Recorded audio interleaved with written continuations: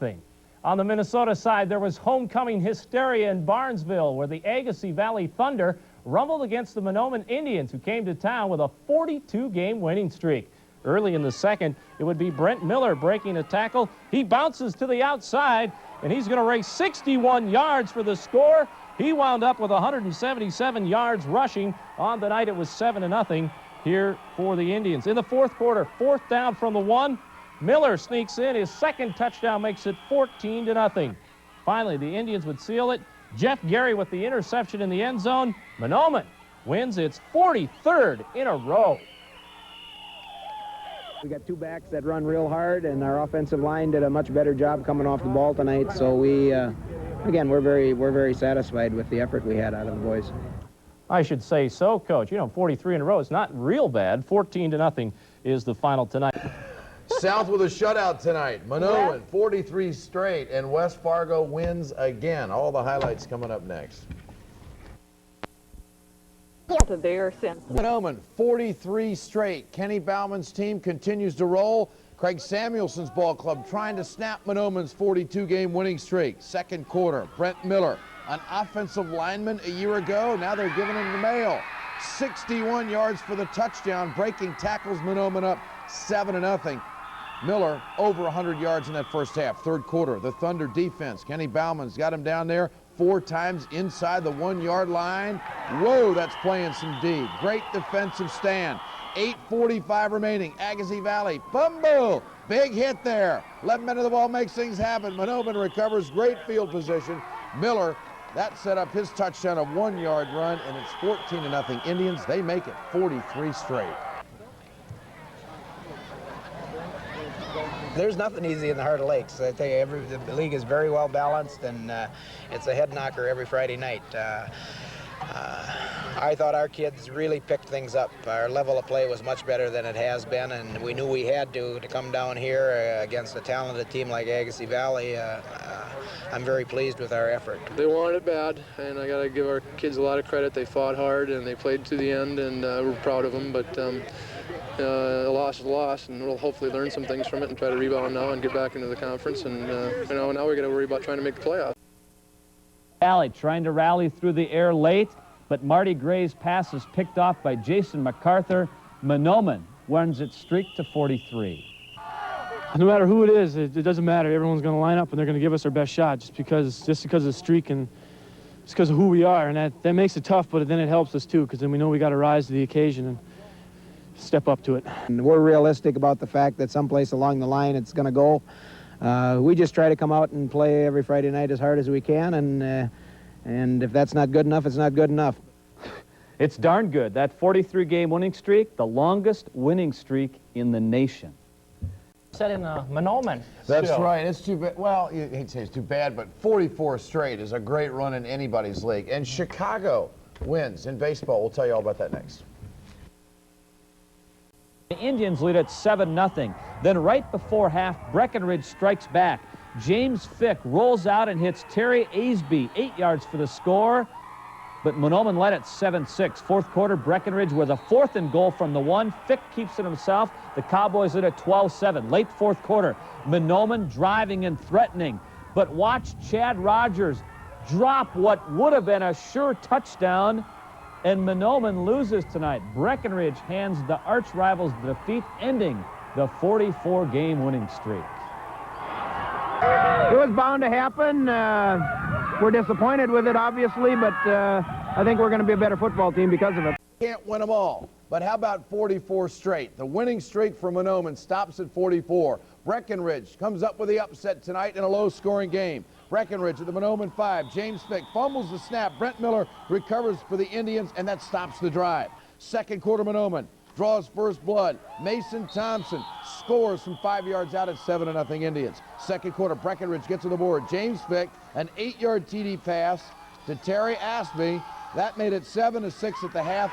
Fick, the game winner on a 1-yard touchdown run in the fourth quarter. Breckenridge, coached by Terry Horan, used to play wide receiver for the Cobbers. It is homecoming in the Cobber camp this weekend, and Breckenridge goes on to beat Mahnomen tonight, stopping their winning streak at 44 games. Incredible run by Kenny Bauman. 12-7, the final tonight. Looking to extend its winning streak to 45 games. with the Cowboys saddled up in front of their home crowd, poised to head them off at the pass. It was 7-0 in favor of Mahnomen, but just before the half, quarterback Jim Fick finds Terry Osby for the 8-yard touchdown, and it was 7-6 though because the Cowboys missed the extra point. Fourth quarter, that was a fourth down play for Fick. He gets in for the Cowboys. That puts them up 12-7, and they hang on. And there it is.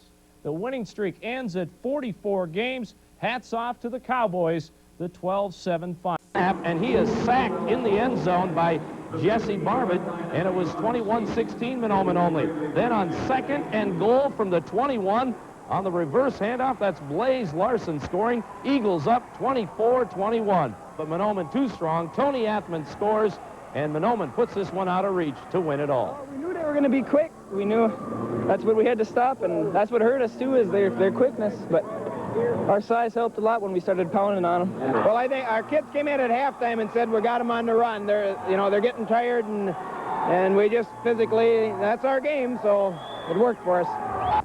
A big win indeed, and 35-24 is the final. Going for the four-peat. They've got 3 more games to go. They move on to the quarterfinals to do the Mahnomen Indians. And Mahnomen High School, 3-time defending state champions, had to come from behind to beat Red Lake Falls here earlier this evening. Second quarter action, Red Lake Falls. Aaron Thibert recovers the Indians' fumble, goes 26 yards for the touchdown to make it 14-7 Eagles. Third quarter, Mahnomen. Tony Athman from 4 yards out, 122 yards rushing of the day, 21-14 Indians.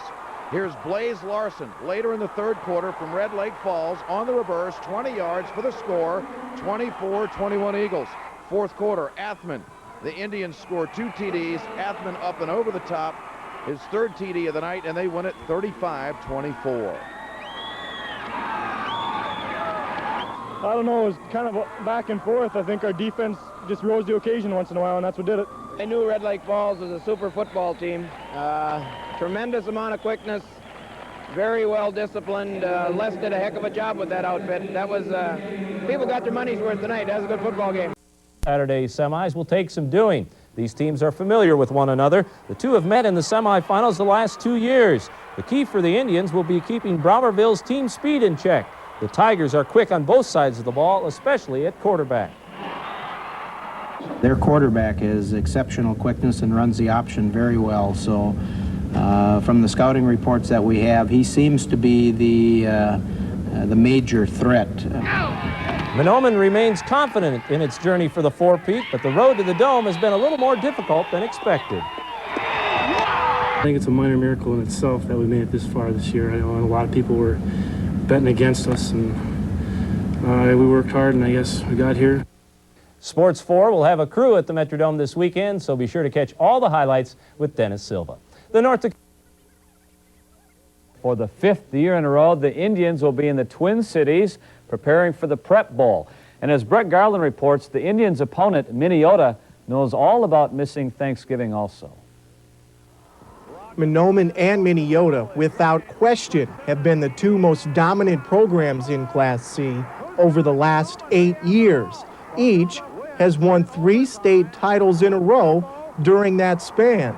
But this year, Mahnomen will try to take it one step further by winning a record 4th straight state championship. This one has been a surprise. We really didn't, I don't think anybody thought that we could be where we're at right now, but well, I just think the kids accepted a challenge that they didn't want to be the team that had a bad year. I haven't put really too much thought to it, but it'd be nice to win 4 in a row and, you know, take that one step ahead of somebody. But as similar as these 2 teams are success-wise, their means of achieving it couldn't be any different. Yeah, they're more of a passing-oriented team and small, quick team that likes to have a highly potent offense and stuff, and we're just more of a low-key, just in-your-face football team that wants to get things done in the ground and stuff. Now, we've played some good offenses throughout the year, but I don't think we've seen something that's as diversified as this. Mahnomen may not be as diversified as Minnesota, but they are certainly more physical and will have to be on Friday. We just keep the ball and keep on taking it to them on offense and then stick it to them on defense. I think we'll be okay. In Mahnomen, Brett Garland, KTHI News 11 Sports.